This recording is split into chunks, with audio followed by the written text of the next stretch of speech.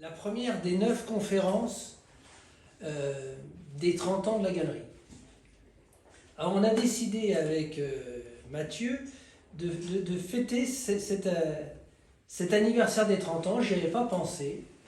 Et je trouve que c'est une excellente occasion finalement de marquer un événement, de marquer quelque chose dans l'histoire de cette galerie, dans la mesure où eh bien, c'est de moins en moins banal une galerie qui finit par avoir 20 ans d'existence.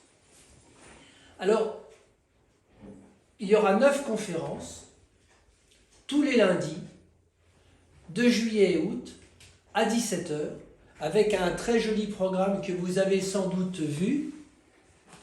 Donc celle-ci, c'est la conférence inaugurale que j'ai intitulée « Les 3 EC » et je vais vous expliquer pourquoi. Lundi prochain, c'est le directeur de la bibliothèque de l'évêché, Yann Selton, qui va faire une conférence sur les Taolénous.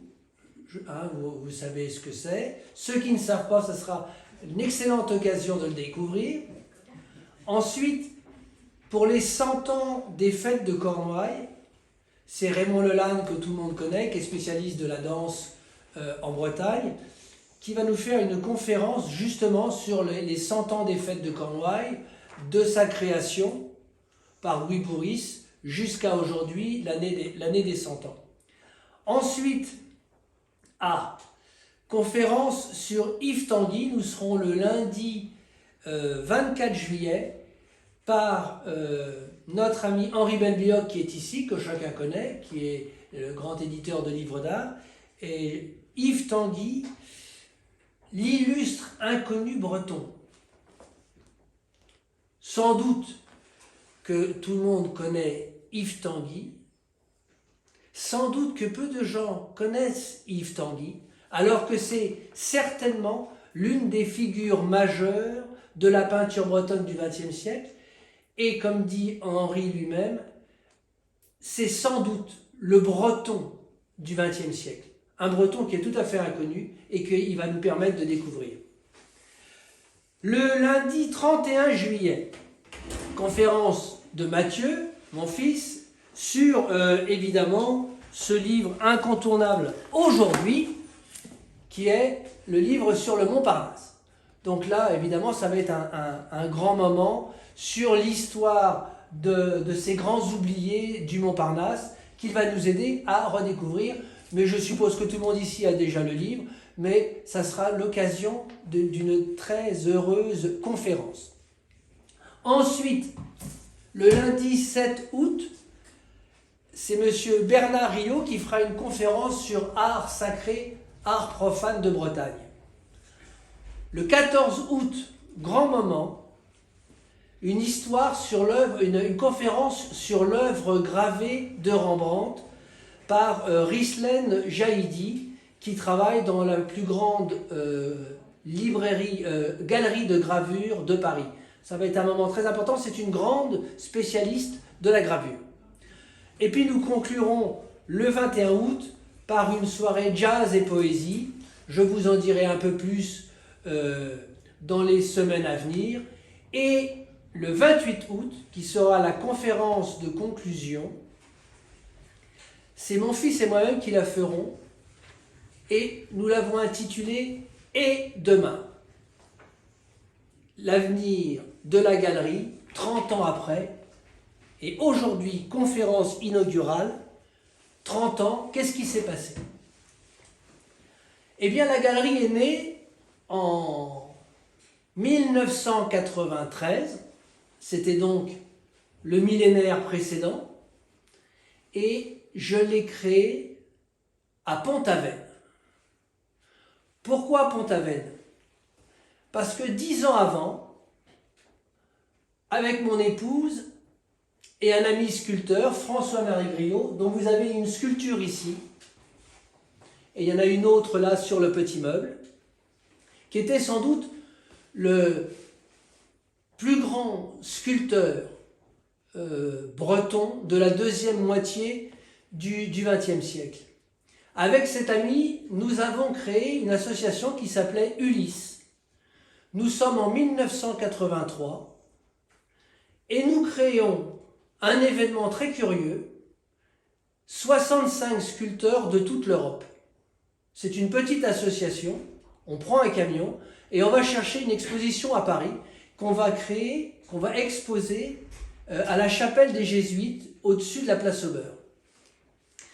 Un événement tout à fait incroyable, on avait 20 ans, on ne se rendait pas compte des difficultés, et en fait, ça a attiré un monde fou, ça a eu un écho considérable, et devant cette histoire tout à fait improbable de 65 sculpteurs de toute l'Europe qui se retrouvent dans un petit lieu à Quimper, eh ben, on continue l'exploration, et on crée en 1984 40 ans de l'œuvre de Marcel Gonzalez, que je pense certains connaissent ici, qui était une des dernières grandes figures de Pont-Aven.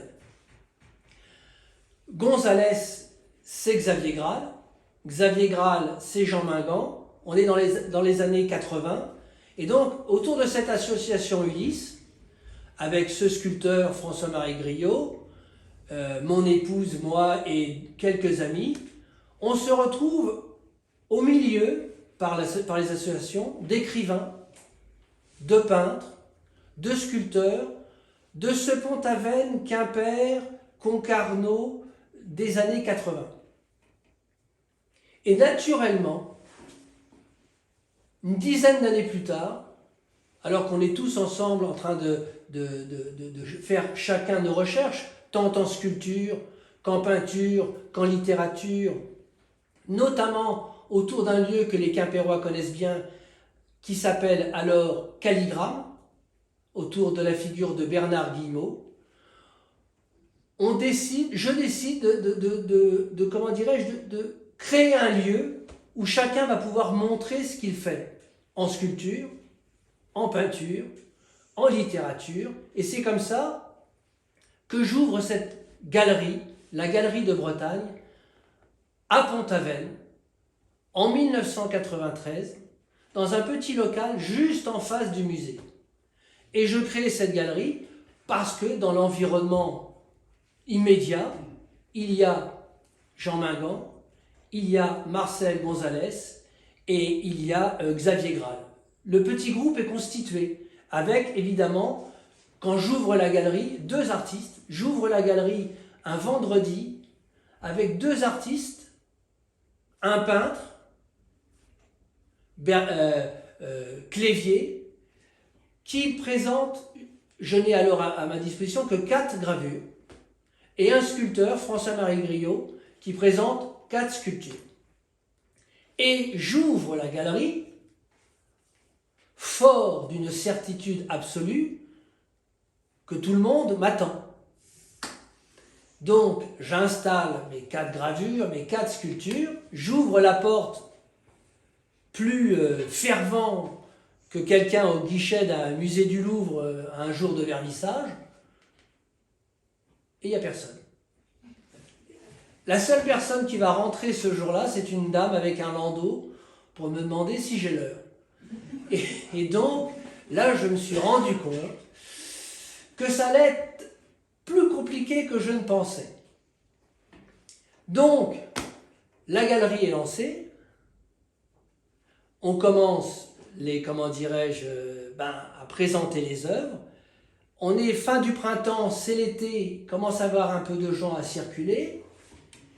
Et puis, c'est Pont-Aven des années 80. Il y a encore certains des grands noms. Il y a encore donc Gonzalez, il y a encore Marie-Jo Chapat, que certains connaissent, qui était une figure de ce qu'on va appeler l'art brut. Il y a encore Dédé Evin. Enfin, il y a encore quelque chose à Pont-Aven qui fait qu'on a envie de rester, on a envie d'avancer, on a envie de faire des choses. Nouvelle galerie, c'est-à-dire qu'une nouvelle galerie qui présente des choses un peu particulières. Donc les gens de Pont-Aven viennent voir ce qui se passe. C'est pour le moins différent de ce qu'on présente à Pont-Aven. Donc, je vois que ça va être un peu délicat, mais c'est le début de l'aventure de la galerie. Et en même temps, c'est la rencontre avec le Squeezec. Mais nous allons y revenir. C'est à Pont-Aven que se fait la rencontre avec le fils de Maurice le Squeezec, Gwenrland le Squeezec. Bien, je reste donc 2 ans à Pont-Aven. Et au bout de 2 ans, je me dis, c'est pas ce que je cherche. J'avais créé ce lieu parce qu'il y avait toute la bande de tous ces noms que la Bretagne connaît. Xavier Graal, enfin, tous ces gens qui nous sont familiers à l'oreille. Mais il faut reprendre la route tous les jours, Pont-Aven, Quimper, Pont-Aven, Quimper. Et en même temps, le centre, l'épicentre, c'est Bernard Guimot, Calligramme. Tout tourne autour de lui et de cette maison d'édition. Donc je décide de chercher plutôt quelque chose à Quimper. Et le plus proche de chez Calligramme, on est en 95, c'est la Place au Beurre. Et donc en 95, la galerie qui est créée à Pont-Aven va s'installer à la Place au Beurre. Je reviendrai tout à l'heure, je l'ai dit, sur le Squeezec, mais c'est vraiment le début de l'aventure, le Squeezec, Place au Beurre. Le moment où la galerie va trouver une véritable identité avec une figure extrêmement importante de la peinture. En tout cas, naissance en 93 à Pont-Aven, 95, je retourne à Quimper, ici, à la Place au Beurre. Et que je m'y retrouve dans mes dates, et en 2008, je quitte la Place au Beurre et je m'installe rue du Foot. Pourquoi je m'installe rue du Foot? Parce qu'on ne peut pas plus près de la cathédrale et que j'ai besoin de ma cathédrale. Et donc, 2008, je quitte la Place au Beurre, j'arrive rue du Foot, et à partir de ce moment-là, la galerie prend une importance de plus en plus considérable. Les événements sont liés les uns aux autres. À chaque déplacement, en fait, la galerie prend une importance de plus en plus significative.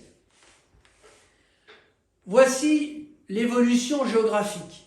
Maintenant, je vais revenir sur les 3 ecs dont j'ai parlé et qui définissent la colonne vertébrale de cette galerie. 3 ecs comme 3 artistes qui ont marqué la galerie et 3 artistes qui sont d'un niveau qui dépasse très largement le niveau local, le niveau quimpérois. Ce sont des figures importantes de l'art d'aujourd'hui. Excusez. Oui.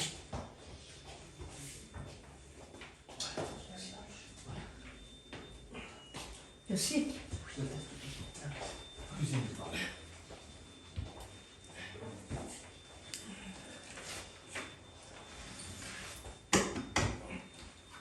Donc, je vais nommer les 3 ecs. Le premier, c'est Maurice le Squeezec. Le deuxième, c'est Jan Kefelec. Et le troisième, c'est Ronan Jim Sévélec. Dans ces 3 noms, il y a toute l'histoire de la Galerie de Bretagne. Le Squeezec, c'est la rencontre en 1994, donc je suis à Pont-Aven, c'est la rencontre avec Gwenrland le Squeezec, et je salue son épouse qui est ici présente ce soir. Merci à vous d'être venus. Son ex. Ouais. Il faut quand même préciser. Donc, je rencontre le Squeezec, grand druide de Bretagne. Je le rencontre parce que je dois éditer un recueil de poésie qui s'appelle L'Île. Bernard Guillemot n'édite pas de poésie, il a édité les pièces de théâtre, mais il n'édite pas de poésie. Et il me conseille de rencontrer Gwenrland le Squeezec, qui a une maison d'édition qui s'appelle Belletan et qui est à Brasparts. Je me rends donc à Brasparts avec le manuscrit de ce livre qui s'appelle L'Île, 33 poèmes sur une île. Nous nous rencontrons, je lui propose le manuscrit, il me rappelle une quinzaine de jours plus tard en me disant qu'il est d'accord de publier et qu'il fait même la préface du livre. Il m'invite donc à prendre un petit whisky pour fêter l'événement. Et dans son salon, ou plutôt dans la cheminée de son salon, parce que la table à whisky était dans la cheminée, il me dit comme ça, mais de quoi tu vis, puisqu'un écrivain ne vit pas de ses droits d'auteur, notamment en poésie et en théâtre. Et je lui dis, je viens d'ouvrir une petite galerie à Pont-Aven. Et il me dit comme ça, il me demande comme ça, mais est-ce que tu connais l'œuvre de mon père? Je découvre pour la première fois, chez Goenchland Le Squeezec, qu'il y avait un peintre qui s'appelait Maurice Le Squeezec. Nous sommes en 1994 à Brasparts, devant un verre de whisky.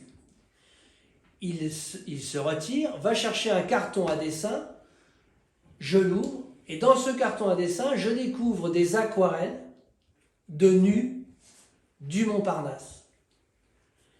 Et moi qui venais d'un milieu, comment dirais-je, où on était plutôt dans l'art abstrait, vous voyez bien les sculptures, en matière de peinture, on était dans quelque chose de très contemporain. Les artistes avec lesquels, ou par lesquels j'avais inauguré la galerie, c'était des artistes d'aujourd'hui. Je découvre une œuvre d'une puissance incroyable que je n'arrive pas à situer. Donc je me retrouve devant des œuvres du Montparnasse, des années 20, d'une force qui m'était inconnue. Et l'aventure commence. Il me propose de vendre certaines œuvres de son père. Et là, je m'aperçois que des gens s'arrêtent dans la galerie, que ces gens qui s'arrêtent dans la galerie immédiatement sont des connaisseurs, qu'ils ont un regard particulier, et j'apprends par là que c'est une peinture non seulement qui me plaît parce que je la découvre et je découvre un univers que je ne connais pas et une période que je ne connais pas, mais je m'aperçois que c'est un peintre qui est tellement fort que naturellement les gens sont arrêtés et saisis par la puissance de cette œuvre. Et là commence vraiment une longue amitié avec le Squeezec, qui va peu à peu me faire découvrir l'ensemble de l'œuvre de cet homme, à savoir les trois principales périodes, Montparnasse, et notamment la grande période 1918-1938, les voyages, l'Afrique, c'est-à-dire les premiers voyages en Afrique de 1925-26, et puis l'étonnant et sublime voyage à Madagascar, et puis la période bretonne, on va dire de 34 à 40. J'ai dit la période Montparnasse jusqu'à on va dire l'entre-deux-guerres, parce que c'est une figure de l'entre-deux-guerres de Montparnasse. Bien sûr que l'essentiel de l'œuvre montparnassienne de Le Squeezec, ça va en gros jusqu'à 1930. Mais il y a cet ensemble-là qui est devant mes yeux et que je vais commencer à explorer, qui est celui des peintres du Montparnasse en eux-mêmes. J'y arrive. Donc on commence, Goenchland Le Squeezec et moi, à montrer les œuvres de son père. Je découvre une œuvre tout à fait incroyable qui est restée dans l'oubli pendant plusieurs années et qu'on va essayer de faire ressortir. Or, vous le savez, la France est le pays de la littérature. Rien ne se fait en France sans le livre. Et donc, nous décidons, au bout de quelques années, d'écrire un livre ensemble. C'est ce livre-là. Le Squeezec. Goenchland Le Squeezec, le fils, va écrire tout ce qui concerne la biographie, tout ce qui concerne la vie de cet homme, des tranchées de 14 jusqu'au Montparnasse, puis l'ensemble des voyages et la fin de sa vie, après son terrible accident vasculaire, de 1934 à 40, où il meurt à Douarnenez. Et il me laisse choisir 50 œuvres, où je vais écrire 50 textes, 50 poèmes en prose. Bien. Et cette œuvre va produire un véritable choc.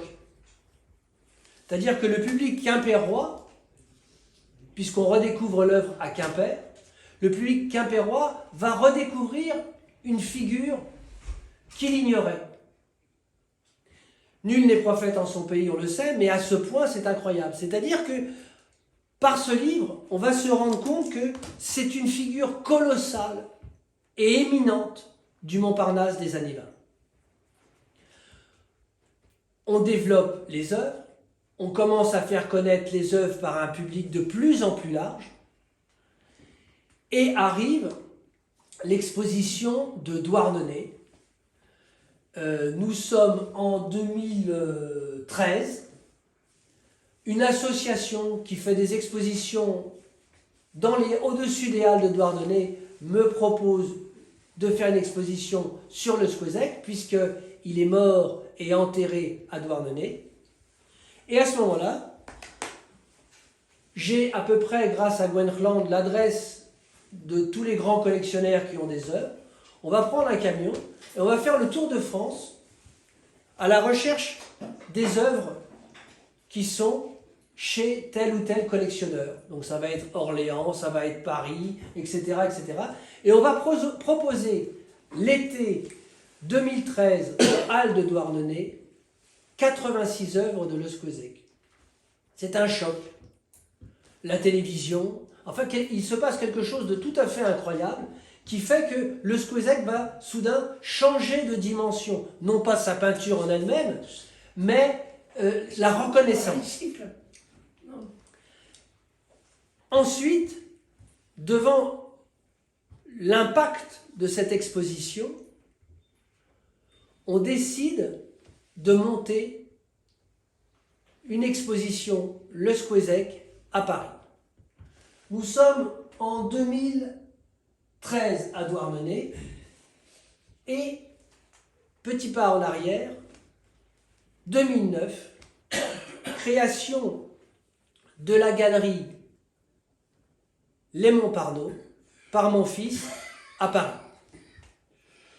Donc, depuis 2009, la Galerie de Paris va commencer à monter ses propres expositions.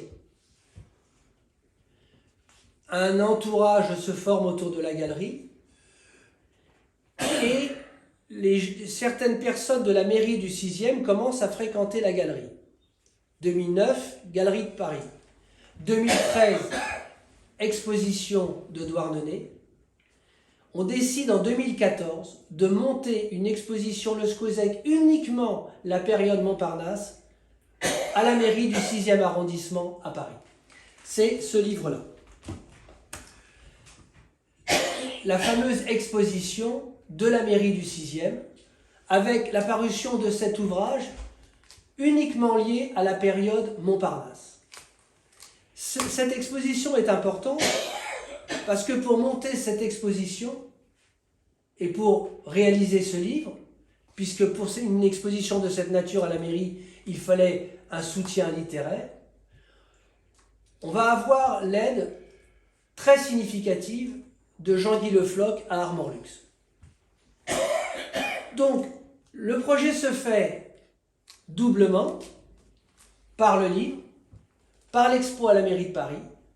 Et pour remercier Jean-Guy Le Floch, je lui propose de faire venir l'exposition Le Squeuzec Montparnasse de Paris à Quimper, chez Jean-Guy Le Floch. Vous imaginez, c'est-à-dire que Le Squeuzec, breton, peintre du Montparnasse, dont on retrouve l'œuvre dans une maison à Quimper, va pour la première fois être exposé dans un lieu officiel à Paris. Et pour remercier le mécène qui a permis cette exposition, on fait revenir l'ensemble de l'œuvre à Quimper, chez Armand Lux. C'est-à-dire que c'est quelque chose qui est complètement merveilleux dans l'esprit. Donc, voilà le grand moment du premier nom des 3 EC de la galerie, le Squeezek. Inutile de dire qu'après cette exposition de Paris, le Squeezek devient une figure incontournable de la galerie. Mais ce n'est pas tout. En voyant cette exposition à Paris, il y a eu là aussi des télés, les journaux, etc. Viennent dans la galerie de Paris des enfants, des petits-enfants de peintres de l'époque qui vont demander à Mathieu de pouvoir exposer l'œuvre de leur ancêtre, de leur aïeul, comme on l'a fait pour le Squeezek. Et c'est ainsi qu'on va se retrouver avec des œuvres de David Seifert, de Lubitsch, de Pinault, de Clerget, etc.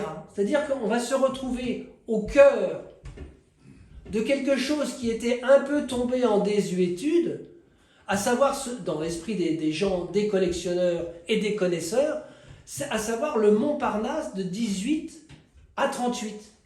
Et là, on touche immédiatement des ateliers qui avaient été fermés au public et que la famille avait refermé et pratiquement cadenassé. Pourquoi, vous me direz? Pour une raison très simple. On sait tous qu'après 39-45, l'art change complètement de capitale, on passe de Paris à New York. New York, ce sont les musées privés, et c'est l'abstraction. Et en gros, et donc, un certain nombre de personnes qui avaient l'atelier pratiquement entier de leur père ou grand-père ont fermé ces ateliers au public en disant c'est passé de mode, c'est tombé dans l'oubli, et donc on n'en parle plus. Et par l'exposition de Le Squeezek à la mairie de Paris, soudain réapparaît ce Montparnasse des années 20. C'est-à-dire que par Le Squeezek, on a réouvert les fenêtres de toute une période de la peinture. Voilà pour le premier EC. Le deuxième EC, c'est, comme vous le savez, avec mon épouse, on a créé le Salon du Livre Insulaire de Ouessant. On est en 1999 et tous les ans, on reçoit une centaine d'écrivains, éditeurs de toutes les îles du monde. Et un jour, je rentre de Ouessant, du salon, et je dois aller chercher des spots qu'on me prête gentiment. Ça se passe à l'Archipel à Fouesnant, pour une pièce de théâtre que je dois monter à Paris. Je vais à l'Archipel chercher mes spots, et là je vois un tableau en train d'être installé. Le tableau est encore sous le papier bulle. On ne voit pas bien le tableau, je vois juste un paysage très étrange, tout en noir et blanc. Et immédiatement je me dis, ça c'est une île. Je vais voir le directeur de l'Archipel qui me dit qui a fait ce tableau. Et le directeur de l'Archipel me dit, bah justement le peintre il est là en train de fumer sa clope dans le patio du Centre des Arts de l'Archipel. C'est Yann Kefelec. Je vais le rencontrer, je lui explique qui je suis, il me dit je vous connais. Je lui dis est-ce que je peux voir ce tableau? Il enlève les bulles, c'est le fameux grand tableau qui est à côté du piano à l'Archipel, où on voit une vue des Glénans. Je lui dis mais c'est quoi une île pour vous? Et j'ai sa réponse en tête. Je revenais de Ouessant où on avait monté un certain nombre où j'avais établi ma 3e conférence sur une ontologie de l'île, l'île et l'être. Il me dit l'île, c'est le pardon, c'est le retirement. L'île, c'est le retirement, c'est l'image du pardon. Et donc, voilà, on va passer de Le Squeezek, Montparnasse,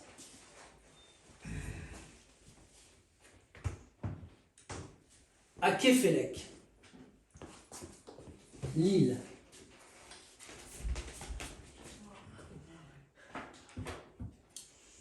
Le deuxième EC,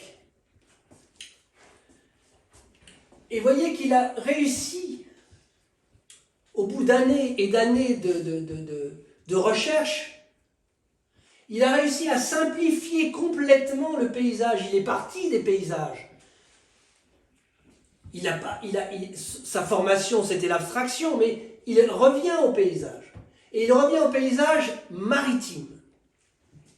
Et un jour, il a l'autorisation d'aller au Glénan passer un hiver. Et là, il découvre que la résolution possible de son paysage, ce n'est pas la mer, c'est l'île. L'île, pourquoi? Parce que c'est le lieu du retirement. C'est quoi? C'est ce qu'il a appelé le pardon, le moment où je vais chercher quelque chose d'autre que le continent. L'île, c'est ce qui est en dehors du continent. Et le continent, c'est ce qui contient tout. Le continent. Donc l'île, c'est ce qui se défait de tout. Il faut se défaire de tout pour atteindre l'île. Et c'est l'aventure de cette première exposition. Je lui dis, mais c'est exactement ce que je cherche dans cette série de conférences que j'avais proposée sur une métaphysique de l'île. L'île comme retirement de l'être. Et à ce moment-là, par Isabelle, mon épouse, tout ce que j'avais conçu dans une série de conférences à Ouessant sur l'île et l'ontologie, je dis, je vais l'illustrer par cette œuvre. Et donc c'est ma rencontre avec l'éditeur Henri Belbéoc des éditions Palantine. Je lui dis, voilà, je voudrais faire publier un livre sur cette peinture, avec un ensemble poétique sur une métaphysique de l'île. Il me dit, 1, ça c'est incompréhensible, et 2, la poésie, ça se vend pas. Et c'est pourtant la naissance de ce livre-là, L'île nue. La grande surprise, c'est que premier tirage 1500, et 3 mois après, il n'y a plus. Deuxième tirage, 1500, 6 mois après, il n'y a plus. C'est-à-dire que ce livre va avoir 8 prix littéraires et 4 tirages. Jusqu'au dernier tirage, où j'ai introduit un autre, un texte supplémentaire qui s'appelle L'île de lumière, les îles de lumière. Vous savez ce que c'est les îles de lumière? Quand on est sur les îles ou au bord de mer, on connaît ça. C'est quand vous avez des trouées dans un ciel nuageux, quand vous avez des trouées, de cette trouée descendent des puits de lumière qui vont former sur la mer ce qu'on appelle des îles de lumière. Et donc, Quéfélec, c'est le deuxième aigle. Quéfélec, c'est ce moment où la peinture et l'île vont se rencontrer. C'est le moment où on va atteindre le presque plus rien. Le moment où, juste après, il n'y a plus rien. Et ça a été l'occasion, si vous voulez, de ce livre, et ça a été l'occasion d'une amitié, voilà, comme on en a 2 ou 3 dans une vie.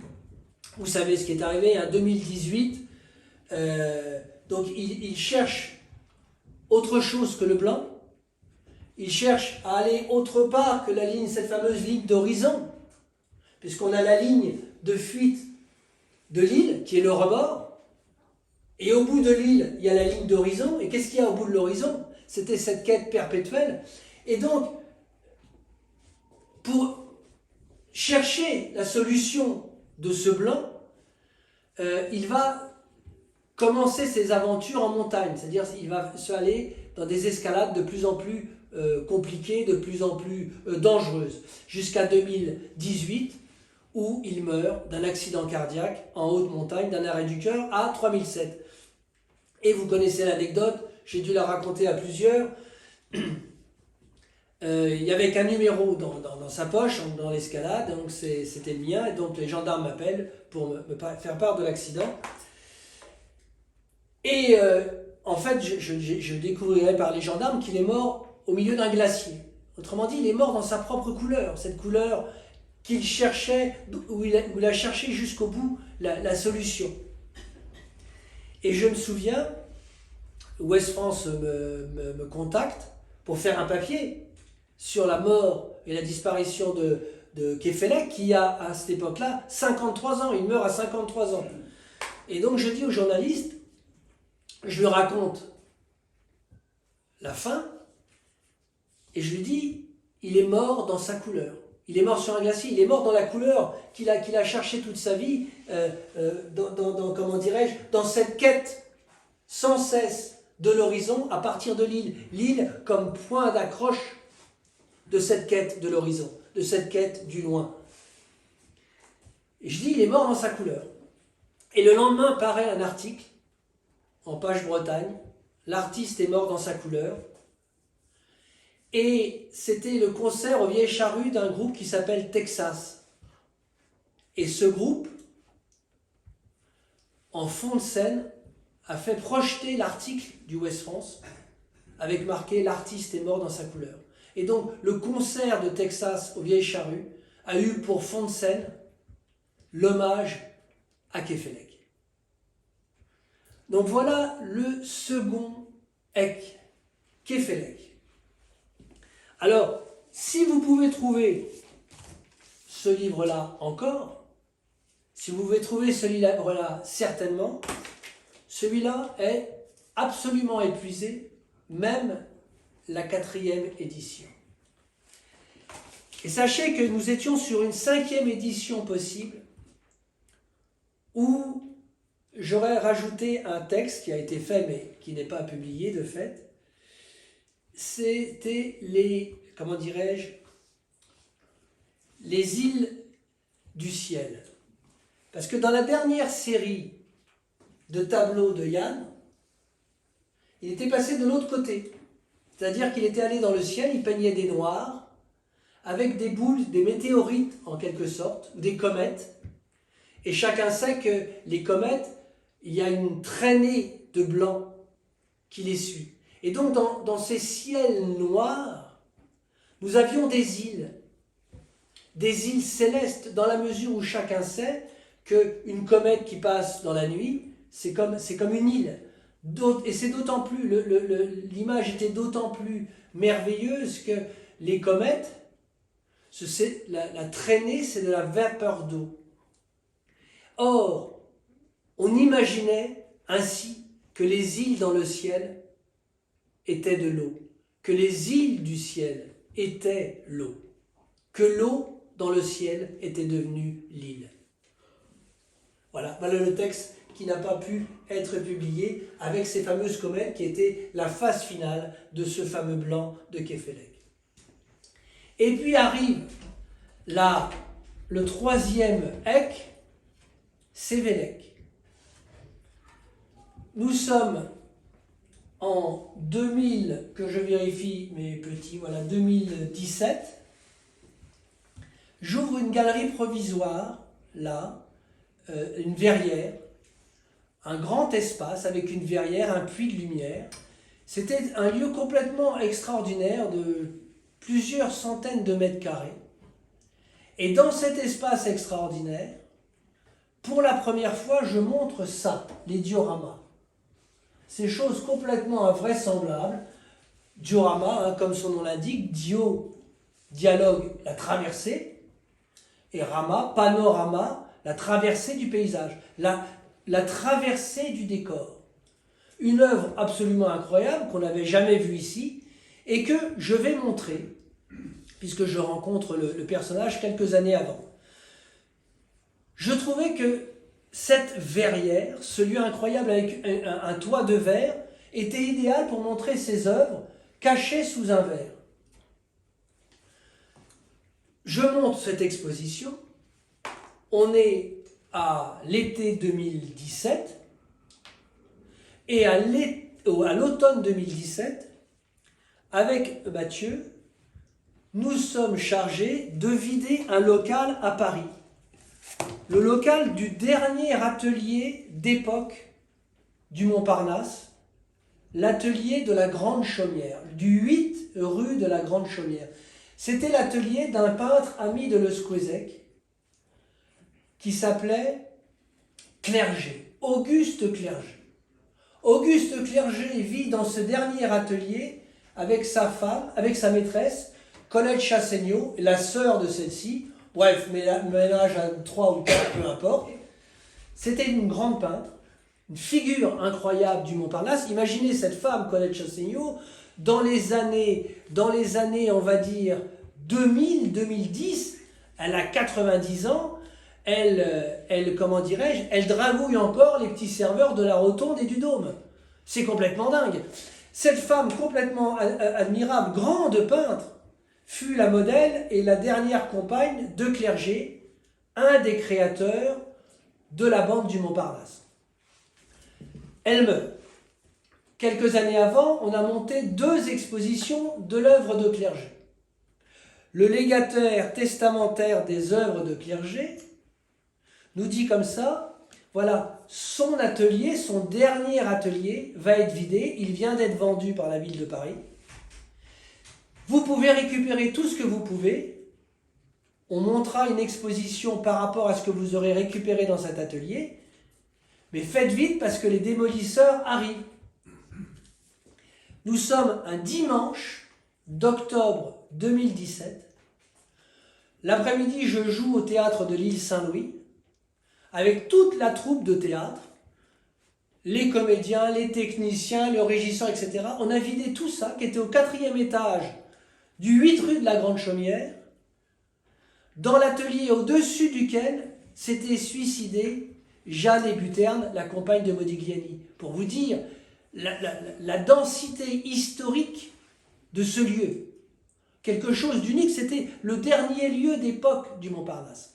Et quand je rentre dans cet atelier, avec toute mon équipe, pour vous situer quand même, il y avait des tableaux de Crémen, il y avait des tableaux de Neditch, il y avait des poèmes inédits de Salmon, manuscrits, des photos de... Enfin, c'était un univers incroyable, une caverne d'Ali Baba du Montparnasse des années 20.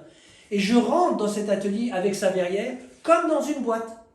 C'est-à-dire que je quittais la verrière où j'avais montré pour la première fois à Quimper les dioramas, et je retourne à Paris pour ma pièce de théâtre, et je rentre dans un atelier, le dernier atelier du Montparnasse, qui me fait l'effet d'un diorama grandeur nature. Et à ce moment-là, je me dis, eh bien, je vais faire une exposition entière, uniquement de boîtes de Sévélec, et on va se lancer dans cette aventure. C'est cette fameuse exposition de 2020 dont les Quimpérois se souviennent, dans la petite galerie du fond. Que des boîtes. Un succès incroyable. Sauf que je vois des gens qui me demandaient sans arrêt, mais est-ce qu'il y a un document sur cet artiste? Parce qu'on les voit, les choses, mais on voudrait repartir avec quelque chose de Sévélec. Et je m'aperçois qu'il n'y a rien. Il n'y a pas de texte, il n'y a pas de livre. Je rappelle que la France est le pays de la littérature. Que vous alliez à Honolulu ou en Argentine, si vous êtes français, c'est la littérature. Je prolonge donc l'exposition et je fais un petit catalogue. Les extraordinaires, qu'est-ce que c'est de Ronan Gim Sévélec? Puisque tout le monde me dit, mais qu'est-ce que c'est? C'est pas une sculpture, c'est pas une peinture, comment ça s'appelle? Donc je dis, c'est les qu'est-ce que c'est. Et devant ce petit texte, je vois ce vieux monsieur qui tombe en larmes et qui me dit, ça fait 50 ans que je suis exposé à Paris, il n'y a jamais eu un texte sur moi. Et là je dis, devant ce petit texte qui part comme des petits pains au chocolat, on va faire un livre. Et c'est ce fameux livre. Là encore pareil, il sort été 2000 dernier, de 2022, il n'y en a plus. Il doit en rester une trentaine. C'est ce livre incroyable. Et c'est par ce livre que Jane Birkin un jour m'appelle et dit, mais est-ce que je pourrais filmer tout ça? Et donc c'est comme ça que Jane Birkin est venue avec toute son équipe, lequel réalisateur d'ailleurs était celui qui a fait le très très beau film sur Soutine pour Arte. Donc on a bloqué la rue pendant une semaine et ils ont filmé ce fameux film qui est passé sur FR3, qui circule sur les dioramas de Ronan Gim Sévélec. Donc vous voyez bien, on va pas rester traîné. Après, si vous avez des questions, ça sera plus facile de prolonger un petit peu le débat. Que toute cette galerie, en fait, si on devait en trouver un fil conducteur, c'est la littérature. Ça part de Graal, ça s'enracine avec Bernard Guillemot et Calligramme, et puis ça avance de livre en livre. Ça avance avec l'incontournable le Squeezek.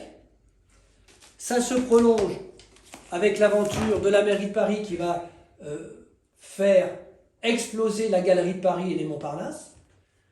Puis c'est cette aventure fraternelle de l'île nue pour arriver à ce livre sur Sévélec, qui se prolonge là encore d'une façon littéraire, puisque je vous disais que l'idée de l'exposition vient de cet atelier vidé à Paris, avec ma troupe de théâtre, et que la prochaine pièce de théâtre à Paris, l'année prochaine, qui s'appelle Attendu que, c'est un personnage qui se balade de décor en décor à la recherche de son propre rôle. Et que donc, c'est les boîtes de Sévélec qui vont être le personnage principal de la nouvelle pièce. Tout est littéraire dans cette petite histoire. Voilà. Je vous remercie d'avoir été là.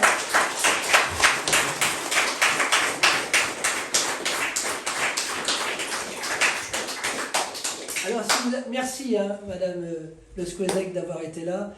Merci à tous ceux qui sont venus, les amis, les collectionneurs, les habitués de la galerie.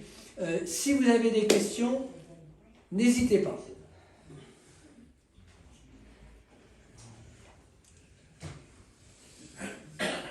Il n'y a pas de questions.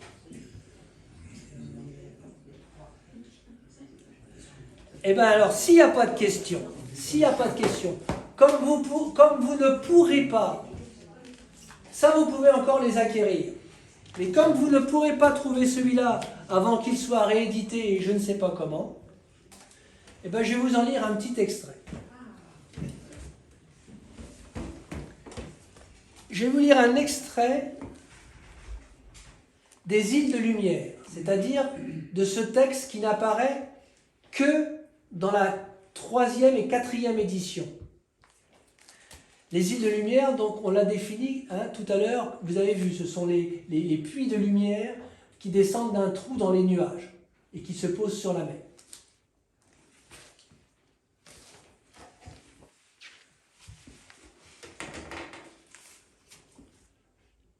Longtemps je marche au bord de l'île. Combien de pas faut-il, incertain, hésiter, mais aussi décidé, et chacun qu'une jeune, de sables en galets, d'apic en estoc, pour voir enfin invénérable qu'on ne rejoint l'île toujours que par désir des contours. Longtemps je marche au bord de l'île. Combien de temps faut-il aux pèlerins prosaïques pour qu'ils sachent, de sauts en enjambées immélodiques, que le contour de l'île est le rebord. Longtemps je marche au bord de l'île sans l'entendre me dire « Tiens-toi à moi et vois ». Allez, retrouver l'île, toujours et encore. D'abord, se retrouver seul avec elle, au suivre de ses contours, puis la sentir venir, seule, me dire, comme écume qui bruit, ici est le rebord d'ici, vois face à toi, lui, nul autre, le loin. Du bord, le loin. Loin, je ne te savais pas si près que je peux te parler, à croire que tu peux m'entendre. Pourtant, quel est ce cyprès entre nous par lequel tu te tais? Est-il un endroit de toi où, de ton rebord, je sois plus près du loin? Loin. Es-tu l'horizon courbe, le là-bas où seuls les soleils vont? Es-tu la douceur du ciel se posant sur la mer?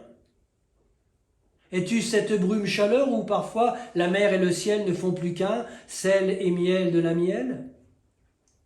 Es-tu le rose des aubes, le bleu des oiseaux vastes, le feu dans les nuages au soleil tard, ou la ténèbre étroite au ballast des grèves sous le balai d'un phare?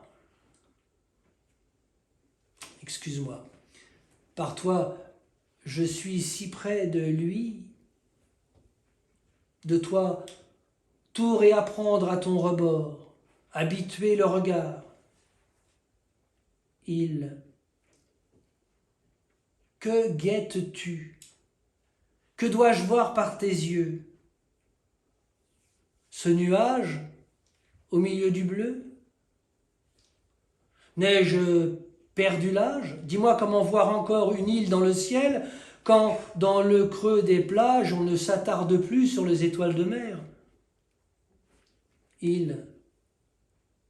Que dois-je, par ce nuage, voir de tes yeux?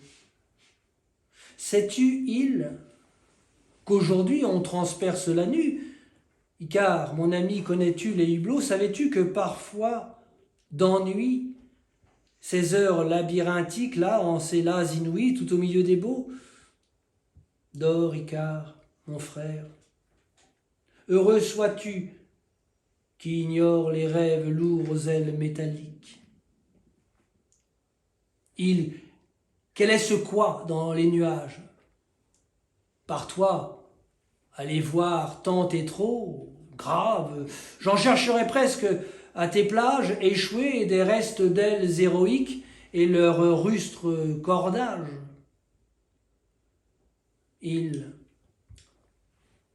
Est-ce ici que finissent les loins sur tes grèves, ainsi, des débris d'épave, qu'indiffère à un crabe lymphatique? Là, là-bas, au bout de toi, cet autre toi, tracé sur la mer par ce puits de lumière. Est-ce cela que tu attendais pour moi? Cette trouée dans les nuages, ce lac bleu au milieu du ciel bas qui se fait île sur les eaux? Comme ce loin est nouveau. Île de lumière. Ni mirage, bien sûr, ni rive légendaire, mais le reflet d'un haut enfin ouvert. Est-ce par toi, île amère, qu'on regarde le ciel? Est-ce sur tes vagues qu'on surfe le soleil? À ton rebord, fais-moi lire ce que tu sais d'elle. A-t-elle un jour accueilli un naufrage? A-t-elle été la plage d'un tout jeune amour? Les enfants y ont-ils cherché des coquillages? Un marin des célèbres ou d'ici s'en est-il fait tatouer les contours? Est-il un seul tiki qui en soit le visage? Les Maoris ont-ils pour elle créé un chant? A-t-on vu jamais une tortue venir y pondre ses petits? Voit-on parfois au-dessus d'elle, sans effort, voler des goélands?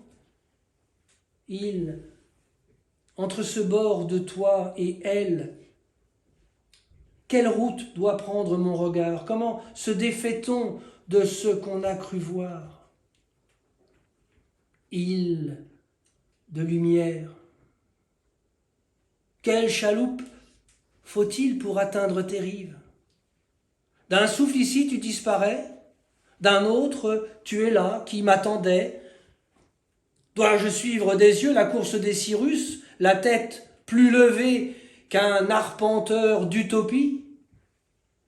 Ou m'est-il demandé d'aller à toi, tel m'a-t-on dit, les rameurs sacrés de l'Éthiopie, sur leurs barques de papyrus, avançant comme Omblius, silencieux, vers les îles du lac Tana, le silencieux, le mystérieux.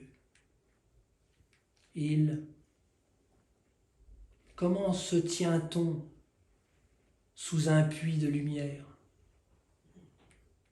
Peut-on s'en approcher jusqu'à le toucher? J'ai vu les cascades vrombissantes d'Iguassou, les ultra-Niagarades, torrentes du Congo. J'ai presque caressé les arcs-en-ciel qui montent des fumées liquides. Je suis assourdi aux cataractes des chaos. Est-ce ainsi que l'on entend? C'est là qu'on écoute? Dans quel champ du monde descendait immobile cet ermite, tout de blanc, debout à ce rocher, à son bâton appuyé, seul, minuscule, au milieu des chutes de Tississat, géant, dans les éclaboussures du ciel? À ton rebord, la voir là-bas, elle, l'île de lumière, est-il une ligne qui en fasse le tour?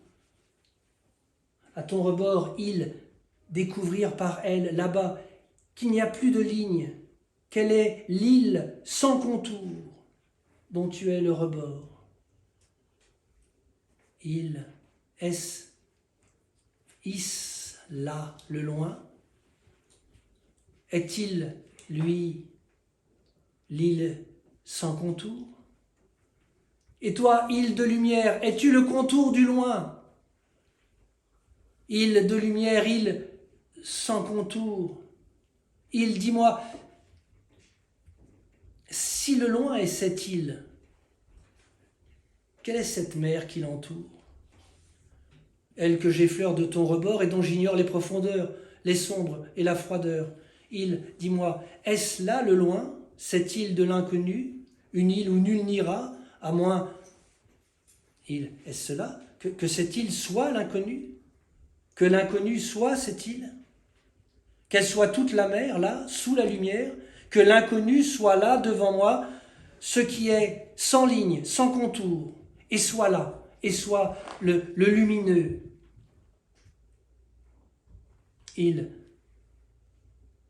Toi que je rejoins, loin du continent et de ses en-dedans, toi qui me montres le or à ton rebord, toi qui connais la langue de l'archipel, que dit-elle, que dit l'île de lumière?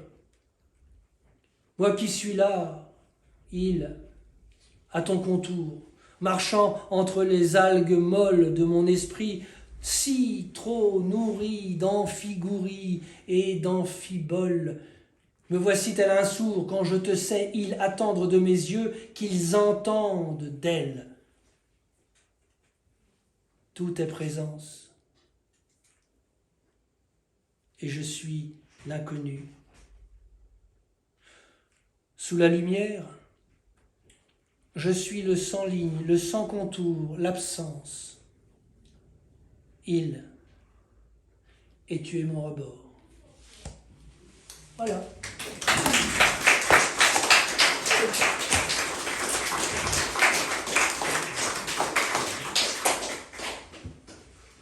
Merci à vous.